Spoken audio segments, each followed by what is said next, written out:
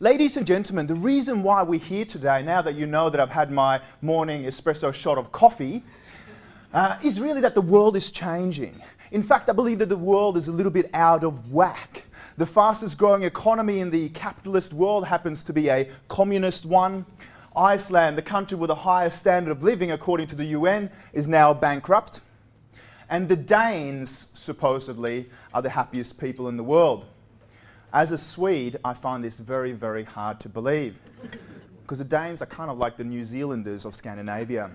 Things are truly just a little bit out of whack in this world. In fact, who remembers the good old days when a blackberry was just a fruit? Yeah. The good old days when we actually used to express our emotions, Liam, without having to add an emoticon. Yeah. The good old days of handwriting, when we used to spend money we actually had. What a novel concept, right? The good old days when we didn't have to feel dumb with a smartphone.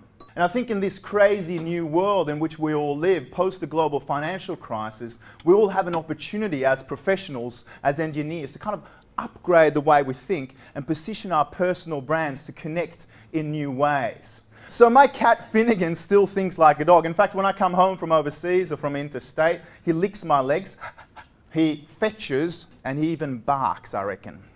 But he gets that in this crazy world of constant change, even though he's a cat and meant to think like a cat, he also has to think like a dog, because traditionally I'm a dog person.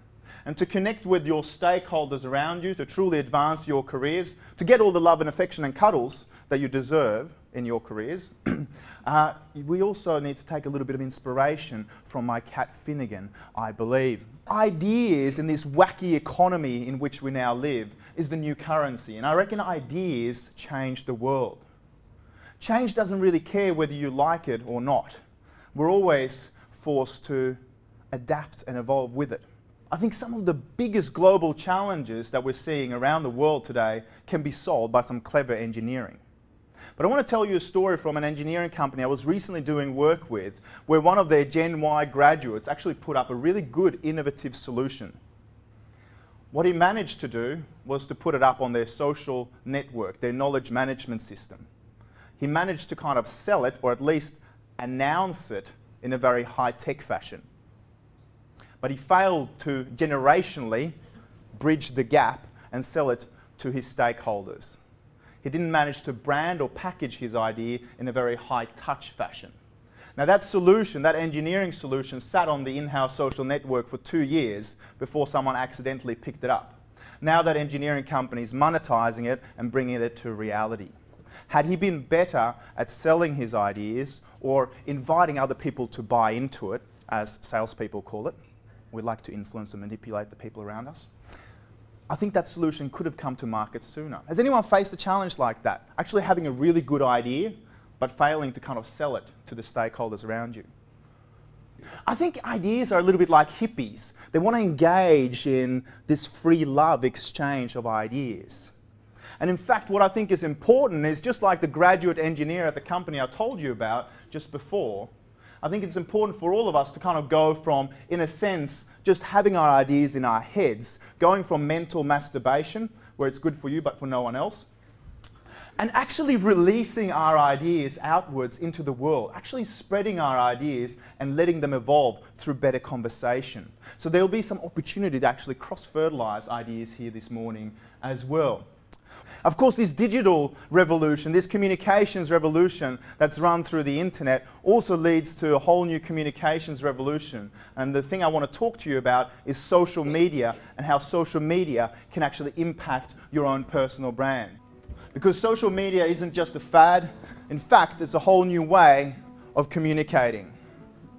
Social media has now replaced porn as the #1 activity on the web, which is devastating to the Swedish national economy. 96% of Gen Ys have joined a social network.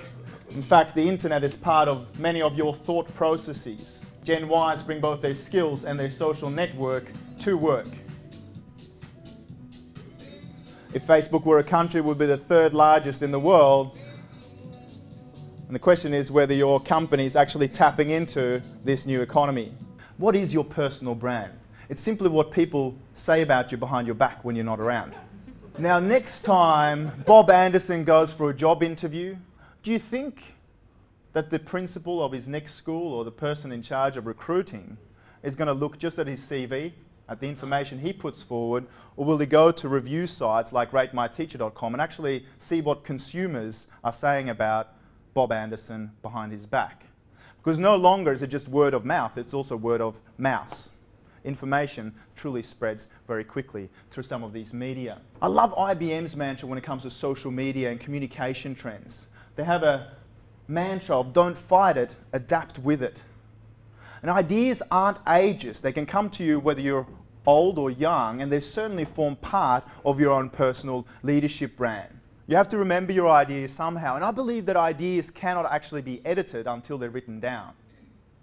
Yeah, they cannot evolve until you actually write them down. I believe the more of them you write down, the more space you free up for new ideas. How are you valuing your own ideas? How are they relevant to your own personal leadership brand? If you answer the following 3 questions, you're actually a long way to establishing a good personal leadership brand. What fears of your stakeholders, they could be your leaders, your boss, your managers, your clients, your human resource professionals around you, do you solve? What frustrations that they really hate do you help alleviate? And thirdly, what secret desires that they harbour do you actually help them fulfill? So what fears do you solve? What frustration that they really hate do you help alleviate? And thirdly, what secret desires that they harbour do you actually help them fulfill? And I think sometimes information, our personal brands, the way we pitch ideas kind of get caught in mental spam filters or get lost in translation. And when we pitch ideas, it's important to do it in new and flexible ways, because we need to go both high tech and high touch in the way we pitch our ideas. If you're a young engineer, you might want to consider actually teaching your ideas or communicating your ideas in a more high touch way. I think the best form of social media potential is actually having a glass of wine with someone. It's really about how we package our ideas. Thought leadership is the recognition from the outside world that the company deeply understands its business, the needs of its customers, and the broader marketplace in which it operates.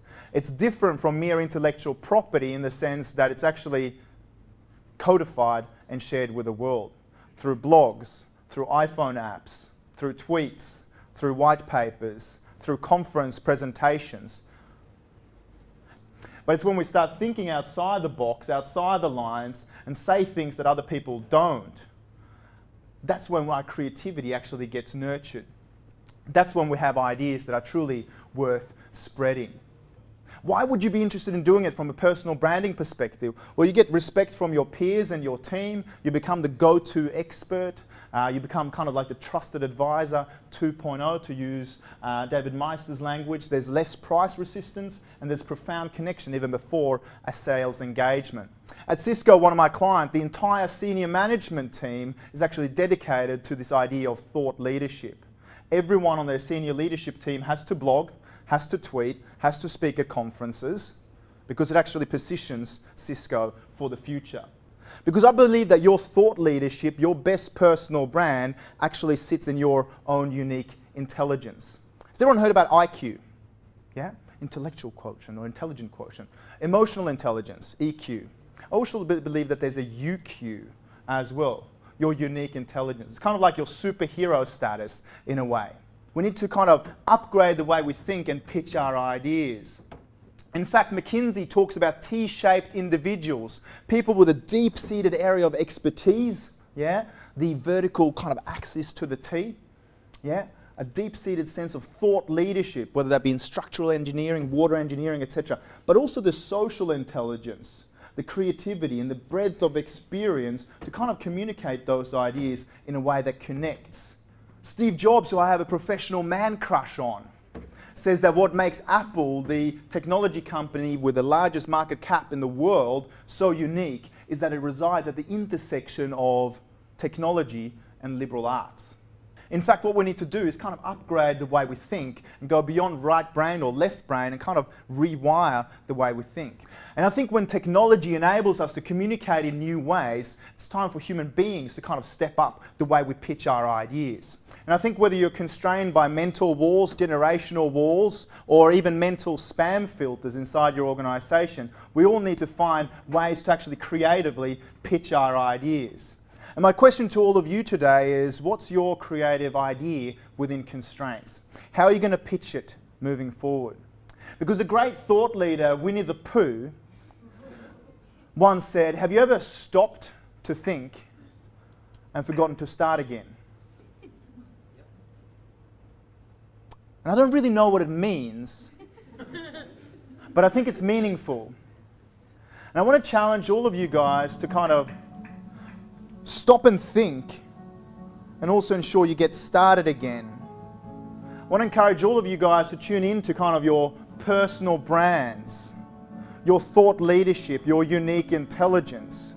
Because when you combine high tech with high touch, left and right brain ways of thinking, functionality with form, and you come up with rip-snorting engineering ideas that have real chutzpah, that's when you can really change the world. And I want to encourage all of you to go out from today and kind of be agent provocateurs, to be sticky beaks for the unexplored. Because that way I think your business worlds and the world may well become a better place. Set your ideas free and go from mental masturbation to not just selling hot air, but also moving forward and cross-fertilizing better ideas for humanity moving forward. Thank you very much for being with me here this morning.